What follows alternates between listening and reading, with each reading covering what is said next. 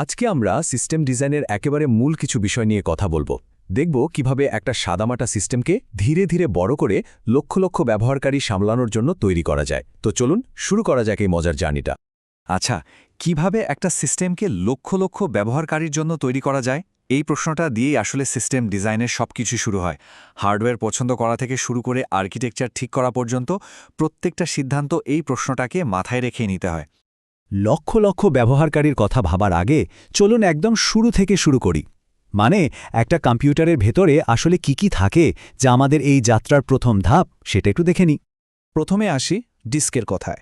এটা হলো কম্পিউটারের লং টার্ম মেমোরি, মানে পাওয়ার বন্ধ করে দিলেও এখানকার সব ডেটা যেমন অপারেটিং সিস্টেম, অ্যাপ, ফাইল সবকিছু ঠিকঠাক থাকে। আর এখন তো এসএসডি আসায় এইচডিডির চেয়ে অনেক ফাস্ট কাজ হয়। এরপর হলো র্যামকে বলা যেতে পারে সিস্টেমের শর্ট টার্ম বা টেম্পোরারি মেমোরি।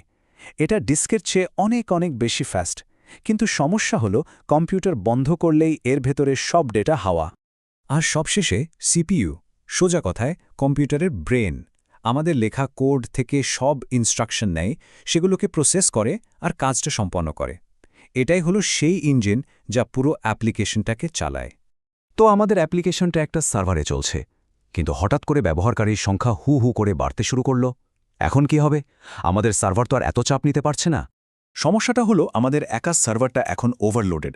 যখন অনেক বেশি রিকোয়েস্ট একসাথে আসে তখন সার্ভারটা একটা বটলনেক হয়ে যায়, মানে সব রিকোয়েস্ট যেন একটা সরু রাস্তা দিয়ে যাওয়ার চেষ্টা করছে।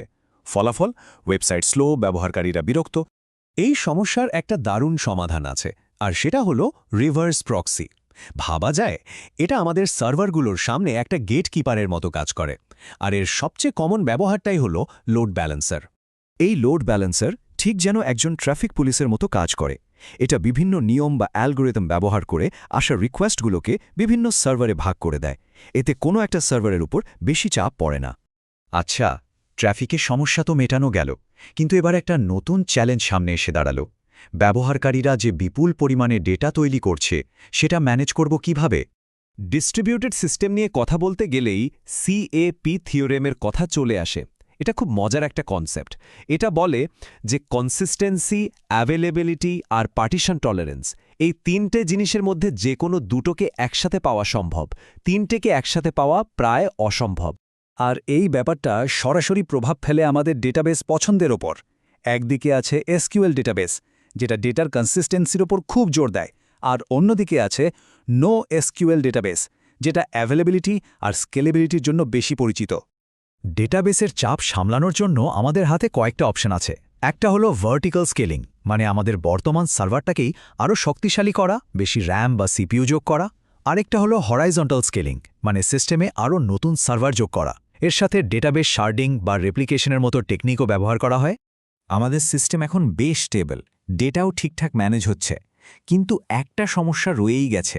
সারা বিশ্বে ছড়িয়ে থাকা ব্যবহারকারীরা বলছেন সাইট লোড হতে অনেক সময় লাগছে। এই সমস্যাটাকে বলে লেটেন্সি। এই লেটেন্সি কমানোর সবচেয়ে কার্যকরী উপায় হলো ক্যাশিং। এর মানে হলো ডেটার কিছু কপি টেম্পোরারিভাবে এমন জায়গায় স্টোর করে রাখা হয় যেখান থেকে খুব দ্রুত সেটাকে অ্যাক্সেস করা যায়, ফলে বারবার মূল সার্ভারে যেতে হয় না। মজার ব্যাপার হলো ক্যাশিং কিন্তু অনেক লেয়ারে করা যায়। একদম ব্যবহারকারীর ব্রাউজার থেকে শুরু করে সারা বিশ্বে ছড়িয়ে থাকা সিডিএন নেটওয়ার্ক, এমনকি সার্ভার বা ডেটাবেস লেভেলেও ক্যাশিং করা হয়। এখানে একটা দারুণ উদাহরণ দেখা যাচ্ছে কন্টেন্ট ডেলিভারি নেটওয়ার্ক বা সিডিএন কিভাবে কাজ করে।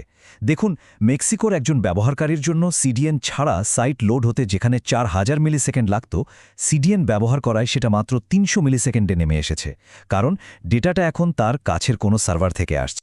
আমাদের সিস্টেম এখন ফাস্ট, ডেটাও সামলাতে পারে, কিন্তু আরেকটা বড় প্রশ্ন হলো যদি কোনো একটা অংশ ফেল করে তখন কি হবে? সিস্টেমকে সবসময় চালু রাখার জন্য আমাদের ফেলিয়ারের জন্য প্ল্যান করে রাখতে হবে। লক্ষ্যটা হলো হাই অ্যাভেলেবিলিটি অর্জন করা। এটাকে প্রায় নাইনস দিয়ে মাপা হয়। যেমন স্ক্রিনে যে 5 নাইনস বা 99.99999% অ্যাভেলেবিলিটি দেখা যাচ্ছে, তার মানে হলো পুরো বছরে সিস্টেমটা মাত্র 5 মিনিটের জন্য ডাউন থাকতে পারে। ভাবা যায়? এই জিনিসটা অর্জন করা হয় রিডান্ডেন্সি বা অতিরিক্ত ব্যবস্থা রাখার মাধ্যমে। মানে একটা সিস্টেমে প্রত্যেকটা কম্পোনেন্টের একটা ব্যাকআপ রাখা হয়, যেমন একটা লোড ব্যালেন্সার ফেল করলে সাথে সাথে আরেকটা তার জায়গা নিয়ে নেবে। তাহলে আমাদের সিস্টেম এখন 10 লক্ষ ব্যবহারকারীর জন্য ফাস্ট এবং নির্ভরযোগ্য, কিন্তু এখানেই কি শেষ? একদমই না। এরপরে চ্যালেঞ্জটা কি হতে পারে? সত্যি বলতে একটা বড় সিস্টেম তৈরি করা একটা চলমান প্রক্রিয়া। নতুন নতুন সমস্যা আসবে আর আমাদের সেগুলোর সমাধান খুঁজে বের করতে হবে। সিস্টেম ডিজাইনের এই যাত্রাটা আসলে কখনো শেষ হয় না।